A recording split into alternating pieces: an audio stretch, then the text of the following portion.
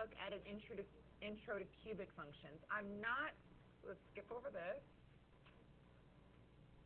So yesterday, or today, we did x squared, its inverse is the square root of x. Today, we're going to do x cubed, and its inverse is, can you guess?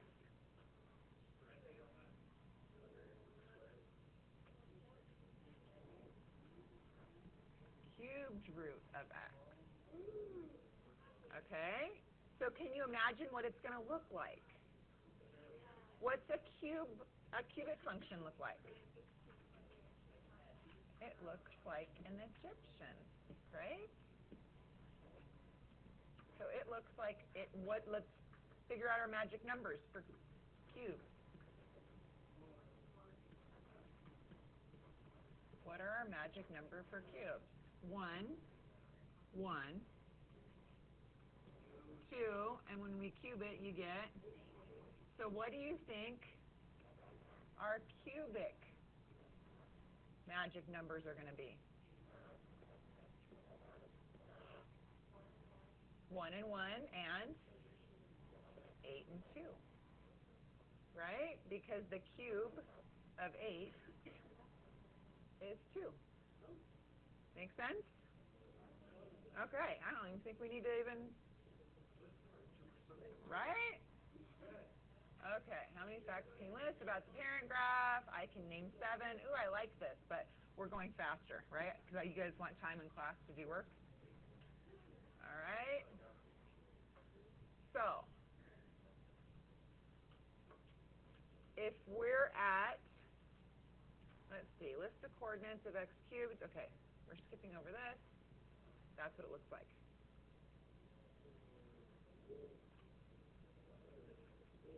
Does that make sense? So this one is y equals x cubed, correct? Looks like an Egyptian. And then your cubic root is right here.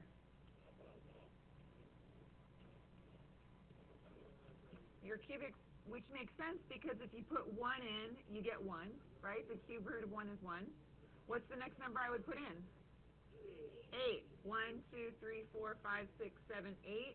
And up how much? 2. Make sense? So it's almost like the square root function. It looks just like it, but then on the other side, it goes down. 0, 0.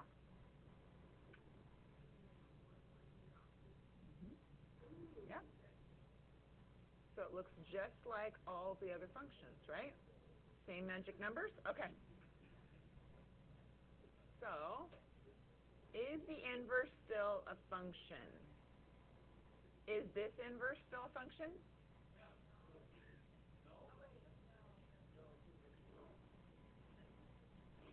The inverse of this one would look like this.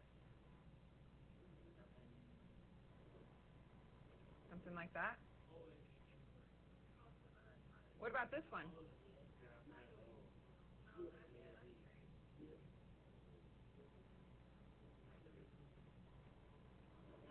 Right?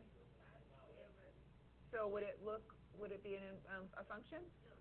Nope, because it touches twice, right? What about this one? Definitely not, right? All right. So I don't even think we need to do this discovery at this point, right? Because what is this number doing right here? Shifting up 2, right? What's this number doing right here? Yes. Yes.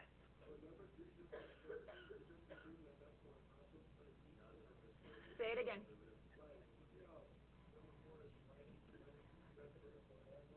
Yes.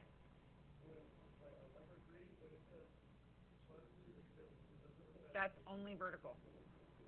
That's what Kane was saying. He likes to do that so that he can see it, that the 2 is on the outside of the radical. So if the 2 is on the outside of the radical, that's my vertical translation.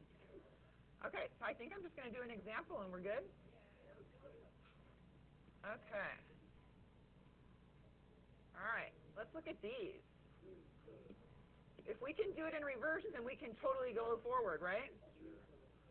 All right, so this one is to the left 2. So that would be x plus 2, right? This is a cubed root. And so I'm going to the left 2, and I'm going down 2. So that would be a minus 2. And what's my, do I have a stretch? Nope, over 1, up 1. That's a magic number, right? That's my, my reference point.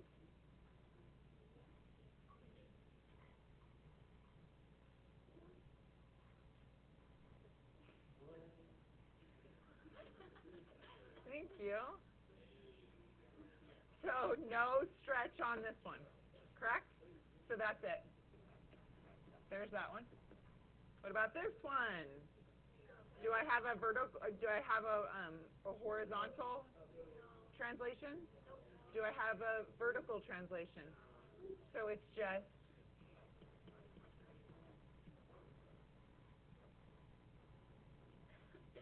that, right? But then I have a stretch of not over 1, up 1, but over 1, up 1, 2, 3. So this has a stretch of 3. How are we doing? Thumbs up, thumbs down. Okay. Essence lumps, another one. We don't even need these computers. You know what you can do, though? Can you guys carefully put them underneath the desk? Yeah. Let's just put them underneath the desk real quick. All right. What about this one?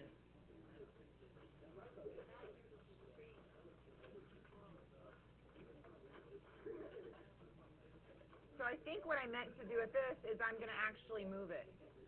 So this one tells me that I'm going to go what? Essence, what's this one tell me? This one,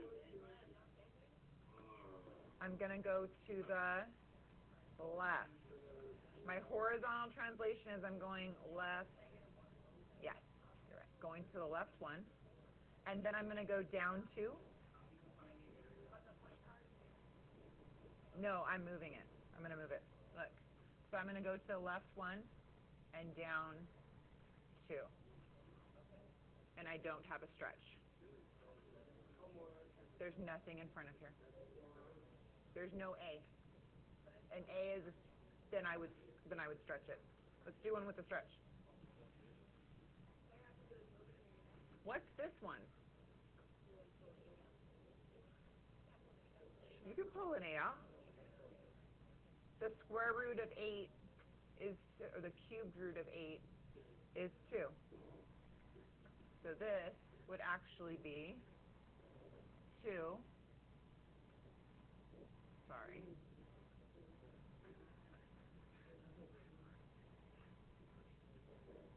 Now, I'm curious as what direction this is going to look.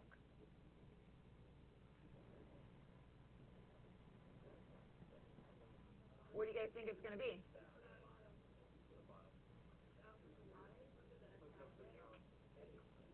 You think it's, okay, so let's check it out. So I don't have a horizontal translation or a vertical translation, right? So I know that it's at 0, 0. And you guys are predicting that it's going to go, I should go over 1 this way? Is that what you guys, should I go this way or should I go this way? This way? And then up? So kind of like reflected? But instead of going up 1, I'm going to have to go twice as much, right? Because it's a 2. So instead of going over 1, up 1, I'm going to go over 1, up 2. And you guys are predicting that's it right there? That would be my first point. We always go over 1, up 1. Because the cube of 1 is 1. 1, 1. But since I have a 2 out in front, I'm going to go twice as much. So let's see if that's right. So if I put in a 1, negative 1, I should get 2. Let's check. If I put in negative 1, I get what?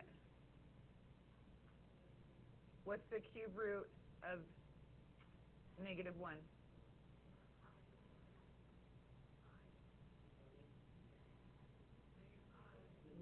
Negative 1, right? Because negative 1 times negative 1 times negative 1 is negative 1, right? So the cube root of negative 1 is negative 1, so I get 2. You guys were right. If I put in negative 1, I get 2. So then what's my next magic number? 8. 1, 2, 3, 4, 5, 6, 7, 8. When I put an 8 into a cube root, what do I get? You get 2, but I'm going to go twice as much, so I get 4. 1, 2, 3, 4. So I should be able to go in the positive direction 1 and down 2, and in the positive direction 8 and go down 1, 2, 3, 4. So it looks like that.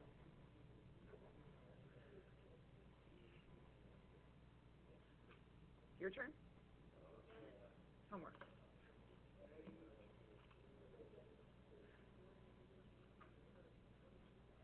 I'm going to give you the homework. I'm only going to collect the other homework tomorrow, right? And this one I'll collect Wednesday. But you'll still have homework tomorrow. Does it make sense?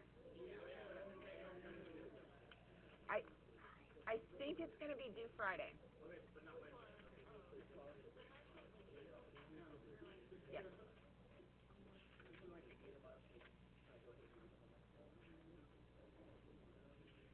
Can you what? No. Yeah, just put it in the folder. Then it'll already be there. Like you were here. Yes.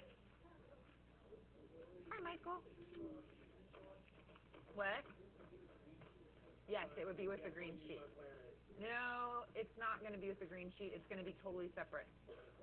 Because I'm gonna collect homework on an individual basis now, and stamp it on an individual basis. So just put that in. Oh, it's still recording. And recording.